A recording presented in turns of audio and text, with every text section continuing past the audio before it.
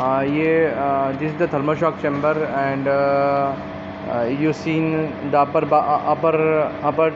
zone is the hot zone, and the lower zone is the cold zone.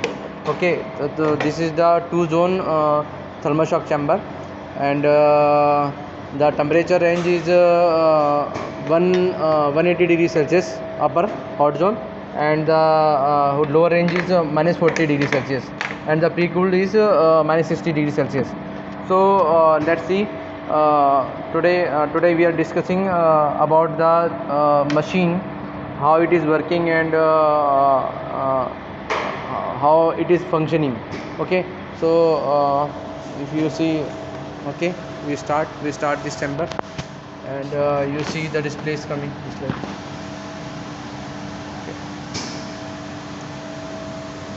This is the overprotection. This is the overprotection, temperature protection. Basically, it is related to the hot zone. Okay, when the PLCs fail and giving directly supply to the SSR, or maybe any malfunctioning is in the PLC side, or maybe in the HMI side, and then this is the different controller which save the specimen and also save the machine also.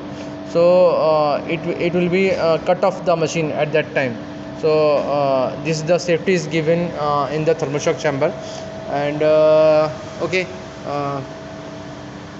you see the screen, and menu. Please see the menu. Wait a minute.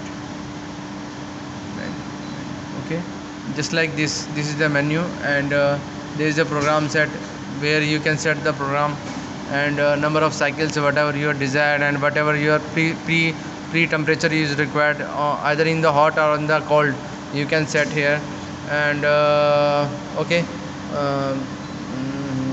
this is the alarm history, just like alarms are coming here, and system set, just like reserve set, system maintenance, display menu is there, something reserve set, you can change the time and all. And okay चालू करते हैं।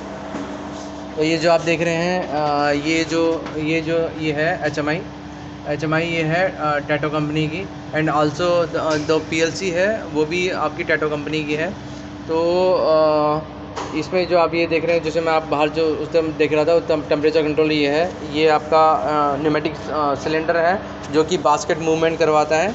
यहाँ पर ये limit switch है, इसको limit switch कहते हैं, जो लगे हुए हैं। तो ये क्या, जब हॉट जोन में जाएगा तो हॉट जोन में लेके जाएगा, कोल्ड में तो कोल्ड में लेके जाएगा, ये फंक्शनिंग करता है। अब बात करते हैं PLC की। PLC से पहले हम बात करते हैं सप्लाई की।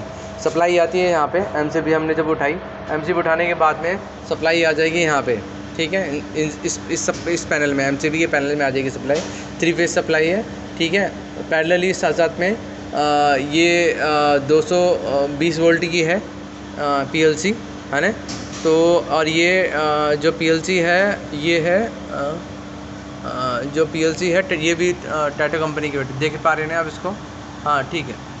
तो टाटा कंपनी की PLC है।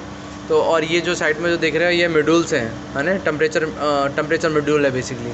तो ये जो आ रहे हैं, ये आपके टेम्परेचर यहाँ पर हॉट और कोल्ड का जो टेम्परेचर जो दिखा रहे हैं, यहाँ पे 2 मॉड्यूल लगे हुए हैं बेसिकली, जो और साथ साथ में पैरेलली ये कंट्रोल भी करते हैं, है ना। तो यहाँ पर जो देख रहे हो, यहाँ पर जो टोटल नंबर ऑफ SSRs हैं, टोटल नंबर ऑफ SSR हैं करीबन 9 SSR हैं टोटल, है ना। तो 3 SSR और 3 SSR, है ना।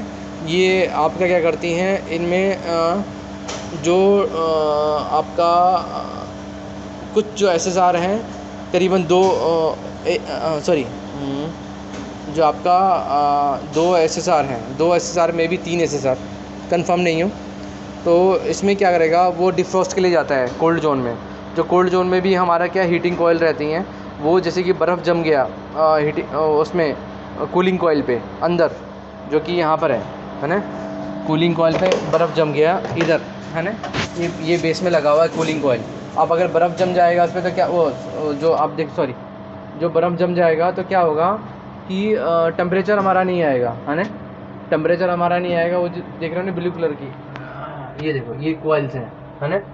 तो ये जब बर्फ़ जम जाएगा तो हमारा जो टेम्परेचर यहाँ पर नीचे नहीं आता, तो फिर हमें क्या डिफ्रॉस्ट करना पड़ता है। तो डिफ्रॉस्ट करने के लिए अभी क्या रहता है कि इसके अंदर अलग से एक हीटर यूनिट दे के रखते हैं, हीटिंग यूनिट, जो कि SHR के थ्रू रहता है। जैसे हम डिफ्रॉस्ट साइकिल चालू करेंगे तो क्या होता है कि उसमें हीटर में SHR के थ्रू हीटर में सप्लाई जाएगी और यहाँ पर टेम्परेचर आ जाएगा और उसको टोटली डिफ्रॉस्ट कर देगा, डिफ्रॉस्ट और बर्फ़ को पूरा पिघला करके उसको क्लीन कर देगा। तो और बाकी सारा पानी बाहर निकल जाएगा, तो ये बिल्कुल फ्री हो जाएगा, डिफ्रॉस्ट हो जाएगा। तो इसमें जो हमारा टेम्परेचर भी मेंटेन करेगा, ठीक है। और इसके अंदर जो देखेंगे हॉट जोन के अंदर देखेंगे तो आप यहाँ पे इसके पीछे है ना, वहाँ पर जो है वो लगे हुए हैं, हीटिंग कॉइल्स लगी हुई हैं। तो जो SHR क्या करेंगी, इसको हीटिंग कॉइल को ऑन ऑफ कराएंगी, जो भी हमारा डिज़ायर टेम्परेचर है वो मेंटेन करा के रखेगी, है ना। और ठीक है, यहाँ पर ये कवर कर लिया हमने, SHR को कवर कर लिया। तो अभी क्या है कि अब आती है रेफ्रिजरेशन साइड की बारी।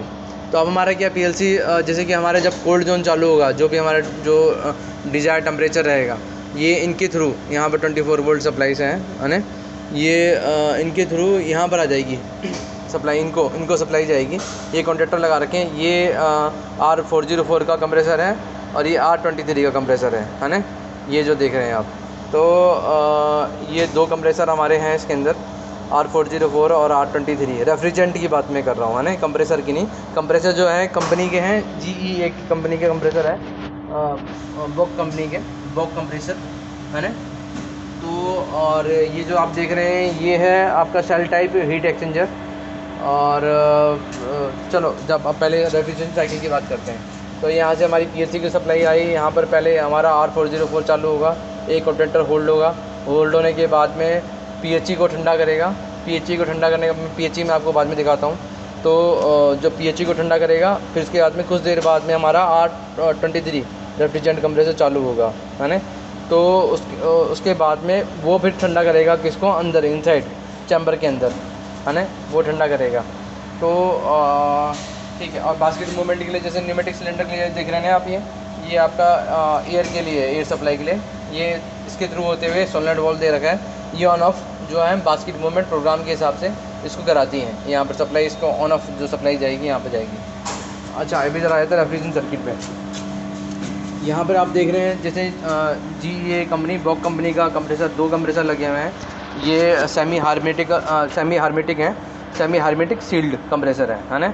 और ये जो है ये वाला जो है ये R404 रेफ्रिजरेशन इसमें डाला हुआ है ना। और यहाँ पर आप देखेंगे वो डिस्चार्ज निकला, डिस्चार्ज से सीधा होते हुए सीधा किस में आ गया, शेल टाइप में, शेल टाइप हीट एक्सचेंजर में आ गया। और यहाँ से आने के बाद में फिर वहाँ से रिटर्न होगा, है ना, यहाँ से निकलेगा। उसके बाद में यहाँ से निकलने के बाद में ये आ जाता है सीधा, ये ड्रायर के थ्रू होते हुए, है ना। और you can say oil separator है ना, ये ऑयल सेपरेटर है, ये देखेंगे आप,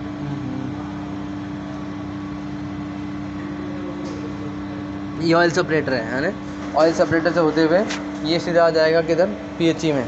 और PHE में आने के बाद में ये इसको ठंडा करेगा, ठीक है। तो फिर उसके बाद में R404 कंप्रेसर चलता है। R404 कंप्रेसर चलने के बाद में फिर कहाँ जाएगा, ये भी जाएगा किसके अंदर, पहले जाएगा हीट इसमें शेल टाइप हीट एक्सचेंजर में। फिर यहाँ से ये R23 का वो ऑयल सेपरेटर है, सॉरी ये मिस्टेक है, क्योंकि ये पाइप ये देखो ये जा रही है, ये इधर जा रही है ना, उधर से निकल रही है। तो ऑयल यहाँ से आया, वहाँ से निकलने के बाद में ये ऑयल सेपरेटर लग गया। यहाँ से ऑयल रिटर्न होगा, इस वाली पाइप से रिटर्न हो करके ऑयल अगर कुछ आएगा तो रिटर्न हो जाएगा इसके अंदर, है ना। ये पाइप दे रखी है, ये वाली पाइप जो देख रहे हैं आप, है ना, ये वाली पाइप, ये देखेंगे यहाँ पर आकर के इसके अंदर आ गई है, ठीक है, ये वाली पाइप, ठीक है। तो ये हीट एक्सचेंजर की है। तो हाँ ठीक है, इसके अंदर आ गई। इसके बाद में इसके अंदर PHE के अंदर आ गई R23 की, और उसके बाद में यहाँ से निकलेगी। यहाँ से निकलने के बाद में वहाँ पर सीधा आते हुए सीधा कंप्रेसर के अंदर, इसके अंदर चली गई, है ना, यहाँ चली गई अंदर चैम्बर के अंदर जो ठंडा करने के लिए। उसके बाद में फिर वहाँ से रिटर्न होगी, ये रिटर्न आ गई, ये सेक्शन हो गया इसका, है ना। तो इसकी जो सेक्शन यूनिट ये रही और इसकी डिस्चार्ज यूनिट यहाँ पर है, ठीक है। डिस्चार्ज ये है, सेक्शन ये है, ठीक है। तो ये हो गया। और सॉरी, मैं R404 का दोबारा से डिस्कस कर लेते हैं। और 404 अपना डिस्चार्ज हुआ, यहाँ से गया, यहाँ से होते हुए इसमें गया, इसमें कूल डाउन हुआ। कूल डाउन होने के बाद में यहाँ से निकला, सॉरी वहाँ पर देखिए, वहाँ पर नीचे ड्रायर लगा रखा है ना, ये नीचे ड्रायर लगा रखा है। ड्रायर से होते हुए आपका ड्रायर से होते हुए ये, वेट अ मिनट, ड्रायर से कहाँ निकाल दिए पाइप, हाँ ये ड्रायर से निकलते हुए यहाँ पर आ गई। ये देखो, ये पाइप जो जा रही है नहीं, वाली पाइप, ये इसी की है, R404 की, और ये यहाँ पर आ गई है ना। यहाँ से ये बेंड कर दिया, यहाँ पर लगा दिया हमारा क्या, एक्सपेंशन वॉल्व है ना। ये जो तार देख रहे हो ना, ये एक्सपेंशन वॉल्व की है ना, ये एक्सपेंशन वॉल्व की है, जो कि यहाँ पर एक एक्सपेंशन वॉल्व लगा होगा, इसके अंदर हटाएंगे तो यहाँ पर एक्सपेंशन वॉल्व लगा होगा। तो ये फिर यहाँ से फिर इसको ठंडा करेगा PHE को, है ना। और फिर आपके R23 वाली साइकिल चालू होती है, फिर वो इधर आती है, ठीक है। ये सर्कुलेशन फ़ैन लगे हुए हैं, एक और एक नंबर 2, ठीक है। 2 वो लगे हुए हैं, क्या नाम है इसका, थर्मोस्टेट है ना। एक तो लगा हुआ है हॉट के लिए, है ना, हॉट जोन के लिए, कोल्ड जोन के लिए, है ना। ये देखो, इधर भी हॉट जोन और कोल्ड जोन के लगा रखा है। सपोज करो जो है वो लगा रखे हैं, और दोनों के दोनों जोन में लगा रखे हैं। Total number of circulation fan 4 हैं इसके अंदर, और डबल सेफ्टी दे रखी है। एक ये वाली जो सेफ्टी है R404 की है, और ये वाली जो सेफ्टी है यहाँ पर देख रहे हो आप, ये R23 की है, ठीक है। तो high pressure low pressure discharge दे रखा है इसके अंदर। तो thank you for watching this video. I think और कुछ तो नहीं रह गया ना सर, और कुछ नहीं रह गया, और बहुत सॉल्व कर दिया मैंने। और ये जो पाइप की जो इनकमिंग है वो ऊपर वाले पाइप में है, पानी ऐसे आएगा और फिर रोटेट होकर के इससे निकलेगा, ठीक है। ये डायरेक्शन हो गई। तो ये ऑलमोस्ट कवर हो गया, ठीक है। एक कंप्रेसर मैंने आपकी कंपनी का बता दिया मैंने, कंप्रेसर का। और कुछ क्या चीज़, ये सेफ्टी वॉल्व है, इसको रीसेट कैसे करेंगे, जब हम इसको यहाँ पर दबा देंगे, इसको रीसेट करने के लिए, है ना, ये दोनों को, ठीक है।